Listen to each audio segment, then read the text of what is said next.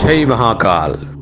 వామాచారములో అనుసరణకు మహారుచులచే 5 పద్ధతులు సూచించబడినవి. వామం, కౌళం, చీనం, శాభరం, సిద్ధాంతం. వామ మార్గమునకు 2వ మెట్టు కౌళాచారం. అయితే వామాచారము కంటే భిన్నమైనది కాదు. దక్షుడు, దధీచి, భృగు మహర్షి, గౌతమ ఋషుల వల్ల కొందరు శాపగ్రస్తులైనప్పుడు వీరి శాప విమోచనకై అనేక మంత్రములు ఉపదేశించబడి ఉన్నవి.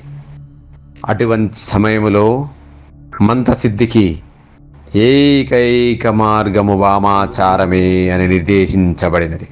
శివుడు అత్యంత దయాపరిపూర్ణుడు. సాధకులను అనుగ్రహించుటకే ఆగమశాస్త్రమును సృజించెను. ఆయన నుండే సకల విద్యలు శాస్త్రములు పుట్టినవి. ఈశానః సర్వ విద్యానాం ఈశ్వరః సర్వభూతానాం అని శృతివాక్యం. Her her Mahadev.